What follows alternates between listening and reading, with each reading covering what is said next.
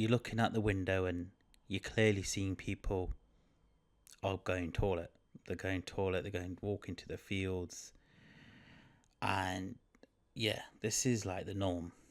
And remember, this is 1989, so this is a while back. And being a busy train, it's morning time, and I need a wee. So I'm looking at my dad saying, "Well, I need to go, and I can't get to the toilet because this train's rammed." So what was I supposed to do, right? And this is morning time, and now these windows, the the windows without glass, they've just got metal bars going by. So it's like, well, you know what? You're in a jungle here, so start adapting. So my dad's hinting to me like, well, you might as well, just do it out the window. I'm like, really? And it was like, yeah. And I really needed to go, so I had no choice. So you know what?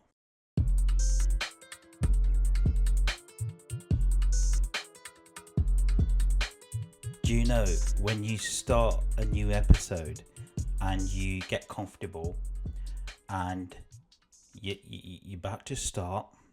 Do you know the amount of takes you have to go through before you're kind of ready to go?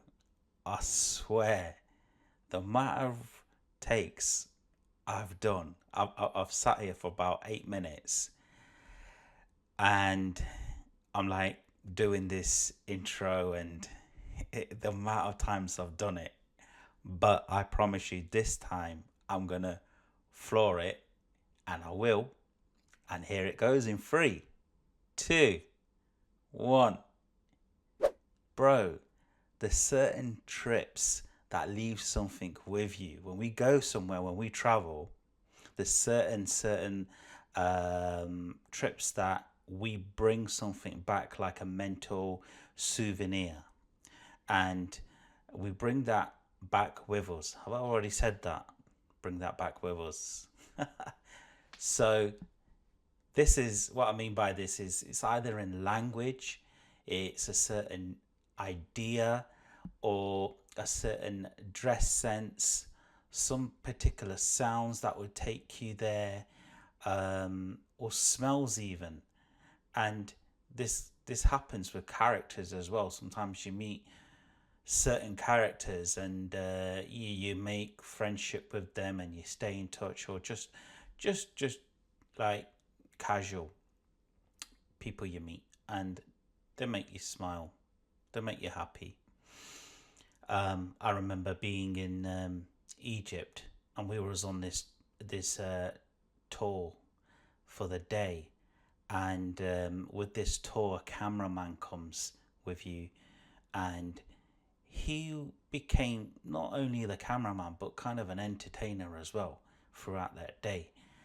And what he would keep doing is that he would have the camera in front of your face. So every time you walk past him, he'll come closer and closer, and it'll get to a point where he's so close, and he'll be saying in his voice, hello, hello.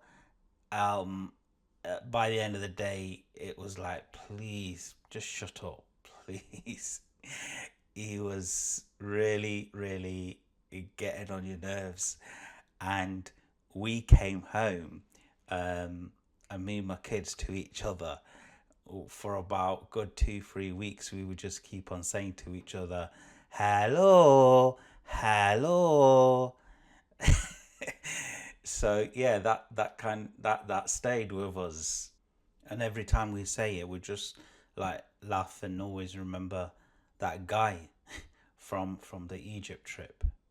Now, when we do go to different environments, when we're outside of our own environment, it's then when you learn more about your own environment, because you're making constant comparisons And the comparisons come when it's in the moments when you're pushed out of your comfort zone.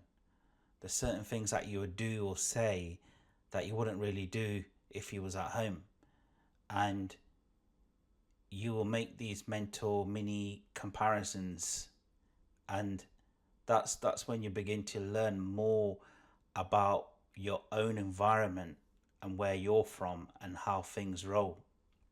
So today I'm going to talk through some memories from my trip to India, which was in 1989. And these memories have stayed with me a while growing up. And I remember these in particular. Now, before we go any further, you're listening to Dear Bro Podcast.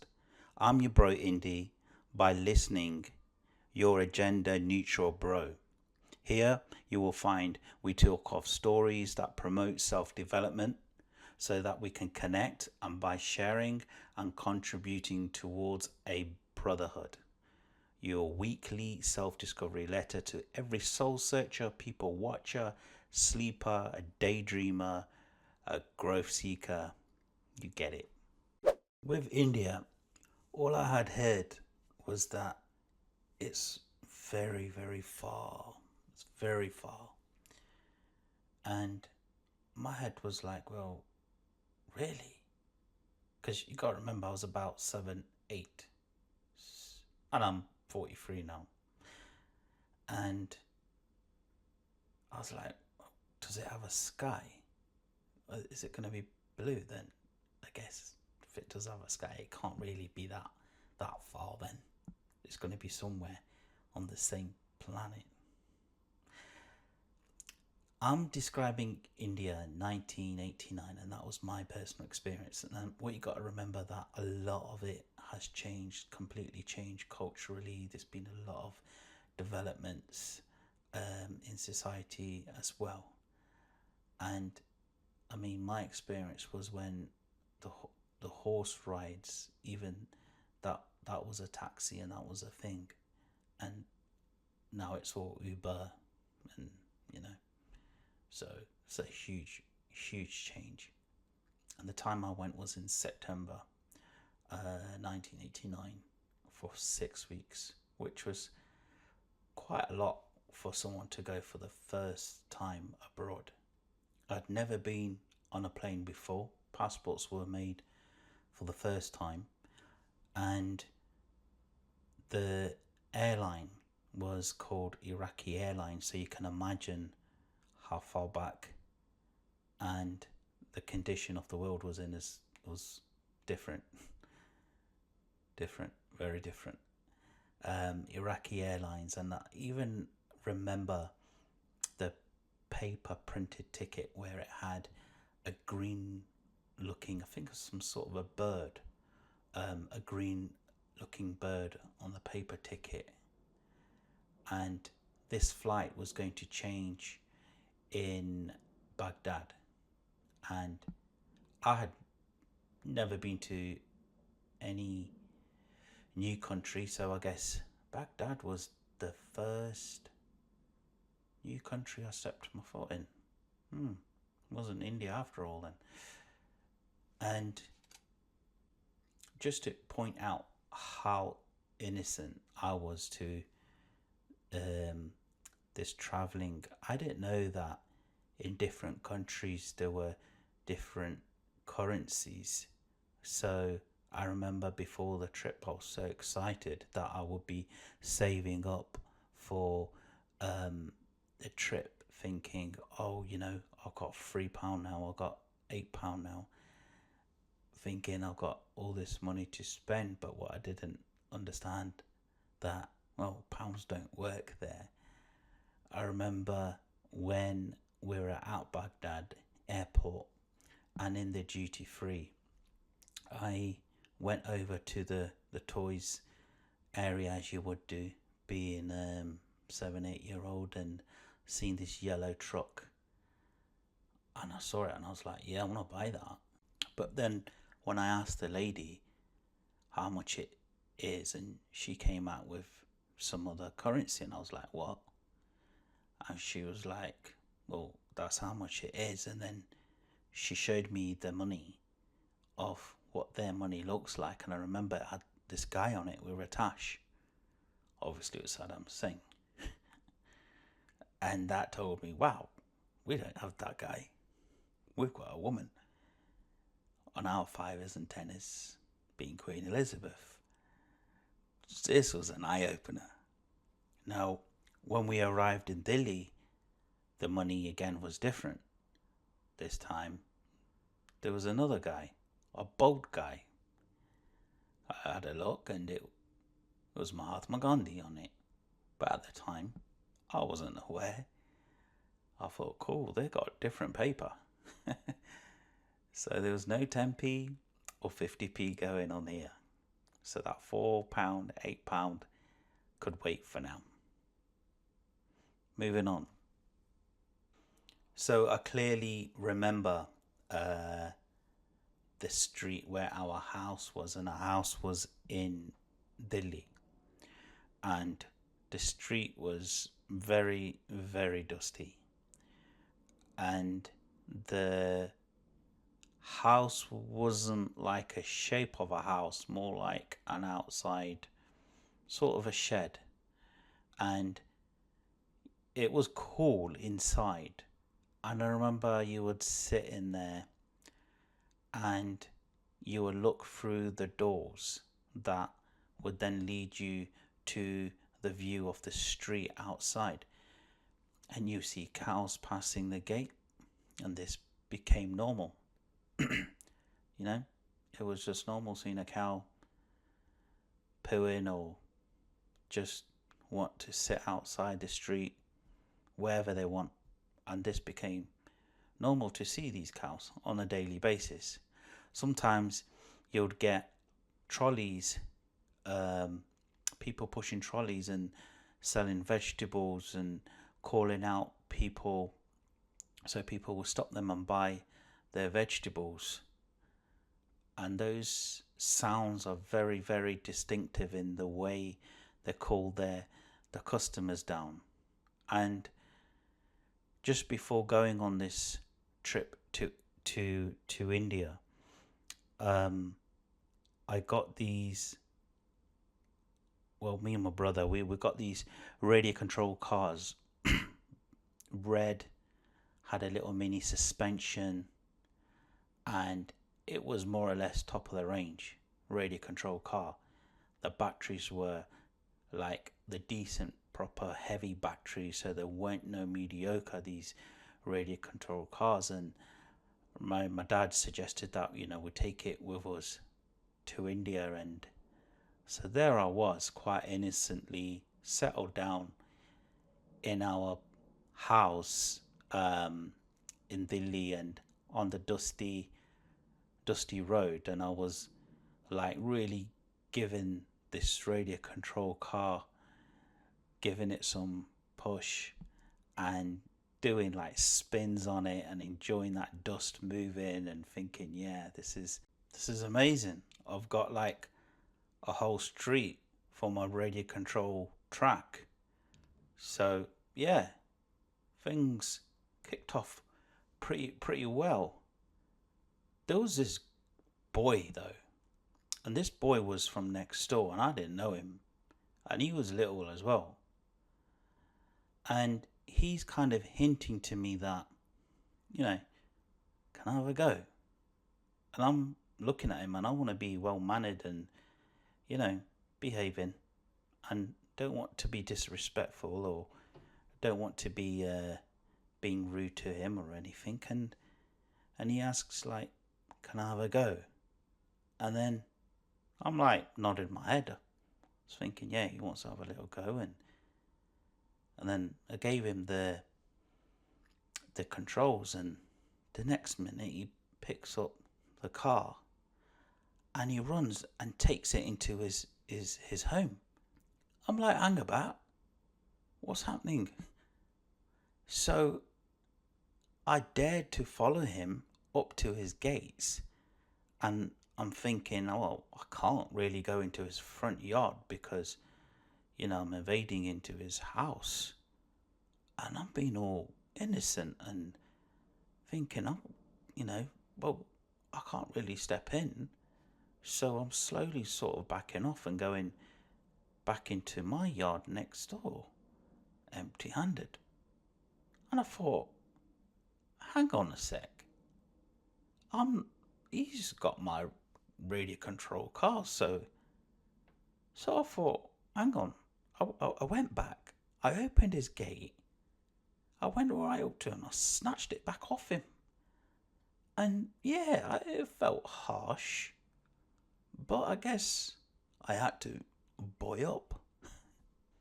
But let's just say before leaving this trip, I did give him a go in the end, but I made sure that he stayed in our front garden. It was all cool. Now, in the 1980s, it wasn't common for people to have TVs in their houses. I mean, not like now where there's a TV on every wall, first floor, second floor, third floor, fourth floor, and so on. But in those days, there weren't that many TVs at all. It wasn't a common thing for people to have them. Some did, some didn't, and because we were used to TVs, so we just decided to hire one because we wasn't going to be there for long anyway. And by hiring one, it would attract so much attention. So any kind of workers would come to, tidy up the house or whatever it will be. They were like, they will stop the chores and they would just be taken away by the light coming out the screen and just gaze into the screen like, wow, this is amazing. Now, it didn't stop there. What started happening is, because we would leave the front doors open so it can bring in the air, nice breeze would come in, the sound would be heard by the people on the street that would be walking past the house, past the gate. And what ended up happening is they kind of stood and hanged around the gate. So it's causing so much attention. But what was crazy is when this particular drama would come on, and this drama was like more 100 times popular than Coronation Street. It was called Mahabharat. Now, this was to do with religion, stories, and all sorts of deep stuff, cultural stuff. And this was like a massive thing to be shown on screen. So when these particular characters would appear on the screen, it would be like a showstopper. Everyone will stop what they were doing. There'll be more people at this gate, and before you knew it, being a Sikh family, we're like, yeah, come in. One came, another two came, another six came. And I remember clearly there were all these people sitting on the floor, glued to the screen because of Mahabharata was on. And I'm sitting there thinking, this is crazy. We don't know these people. Who are these people? And they are literally in our house. And it was a buzz. It was a good feeling because we're providing them with some memories, and they're like so thankful, super grateful. It was weird not knowing those people, but it felt good to do what we were doing at the same time because everyone was just so full of joy and emotional at the same time because they're just watching this moving drama. So it was like a win-win. Something that would never happen in UK. Probably not. Another distinctive memory I have is of the trains. The trains were really, really long. The stations were super busy. Really, really busy, in fact. People selling stuff, people on the tracks, off the tracks, people carrying luggages on their head. Yeah, just all sorts happening all at the same time. I remember the windows had these kind of metal bars, so there was no glass.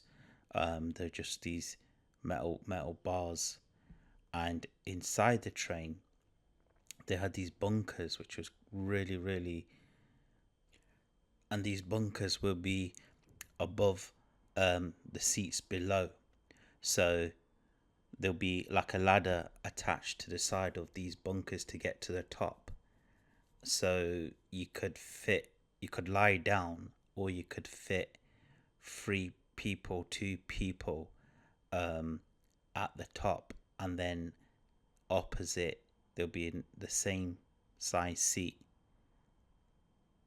And I was that was really, really clever, really good setup. There's no carpet on these trains, by the way, because I was used to carpet on the trains, but there's no carpet at all, and it was fresh. AC was natural. These trains were always busy. People sleeping. Some carriages there'll be a group of musicians just playing songs and singing, which was also a story itself and good to be around. But where we were was like it was becoming evening time, and these trains do long journeys, and we had few seats reserved where we would sleep on the top bunks as well. And I remember there was this old looking guy wearing these white bottoms, and because it was so packed and so busy, it was getting really late, and I just wanted to put my head down and sleep. And this kind old man, he suggested to my dad that, put your lad's head here, near my lap, this space, and he can sleep. And it was a kind of him to ask. And I looked at him, and I looked at this white bottoms he was wearing, which wasn't the cleanest. It wasn't the cleanest. It was quite dirty. So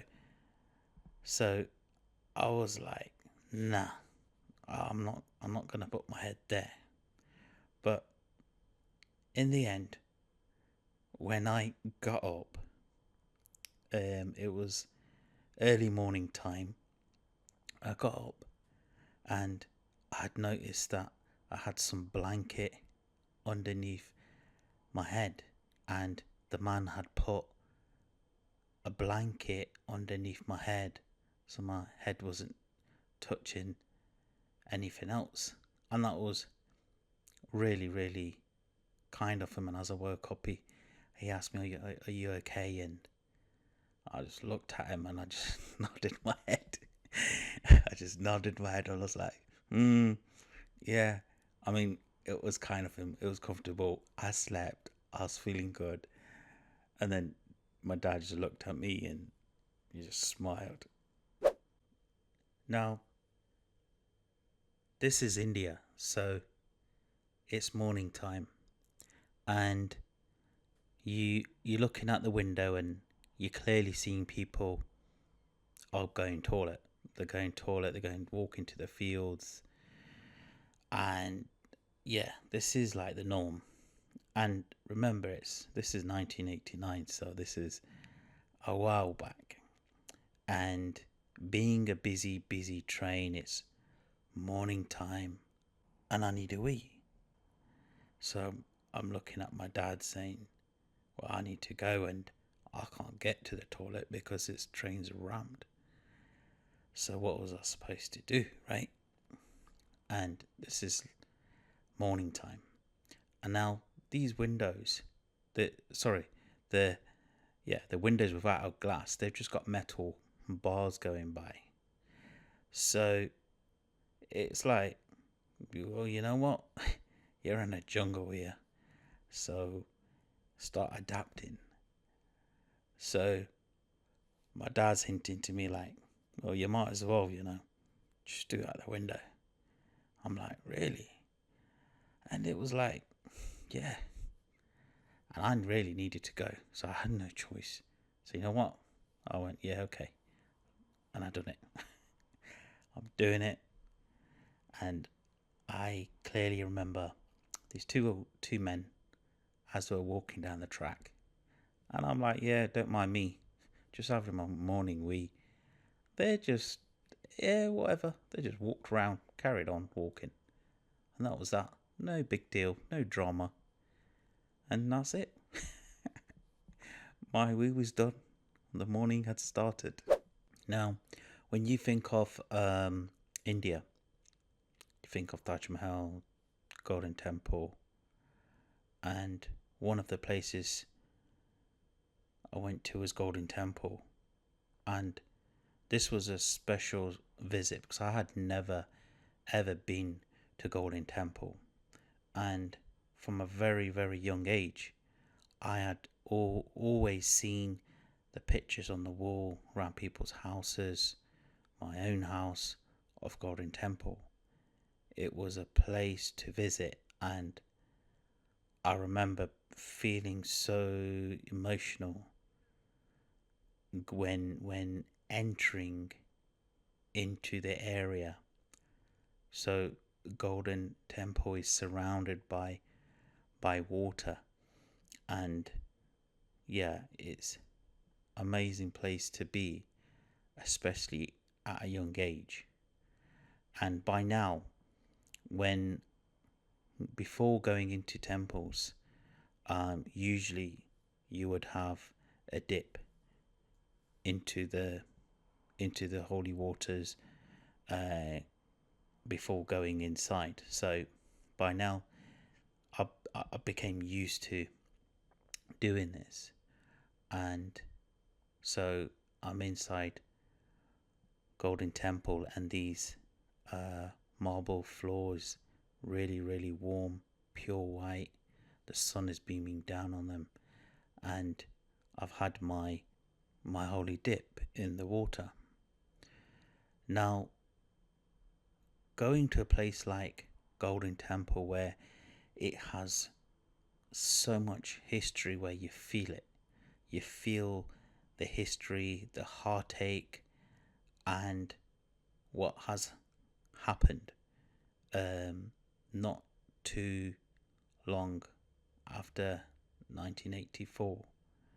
So it was still quite recent, and you could feel the tension, you could feel the history to this place. There were weapons everywhere. That is closely associated with the Sikh heritage, and they were mesmerizing. They were amazing in their design, and an honor to see them up front that close. And one thing that really, really struck was when I would look at the building so close up. There were pigeons, and these pigeons had made homes in these holes. But these holes weren't ordinary holes. They were holes from the tanks that had fired, and these pigeons had then made homes from those holes. Now, that is crazy. So this heartache in one place, but then it's been turned into someone's home.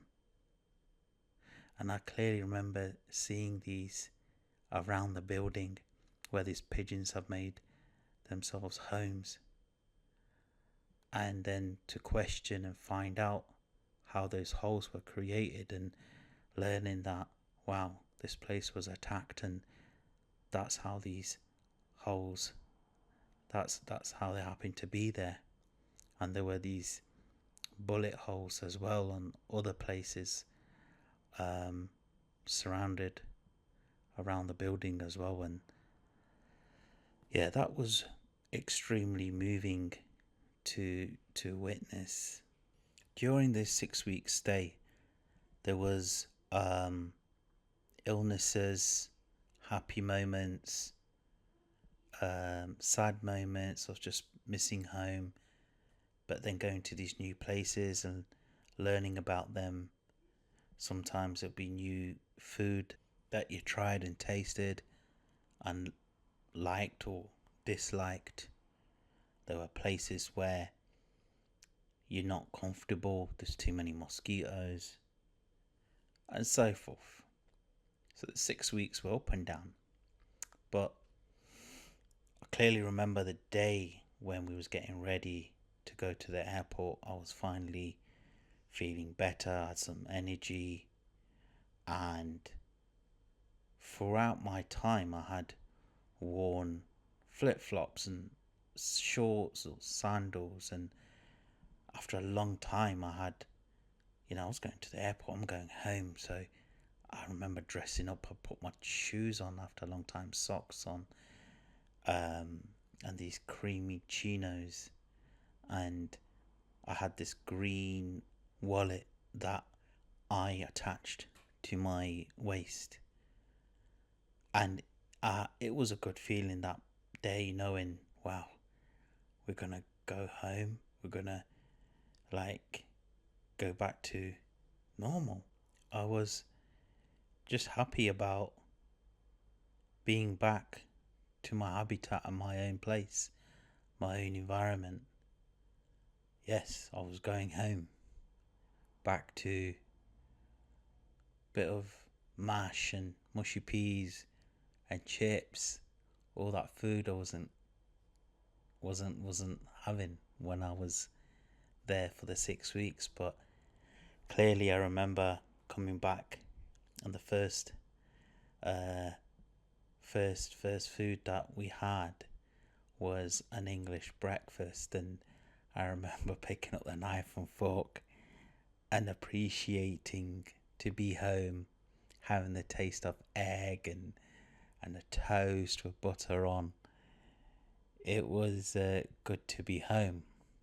But when it was time to go back to school, man, I was like, where am I? What homework? What is this? And then that took a bit of settling down as well, because being away I was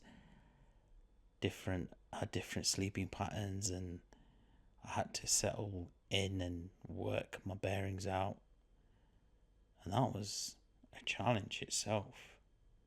Even speaking more English throughout the day, because I was not speaking that language as much, being in India for that long, and just getting back into your circle, even that felt new.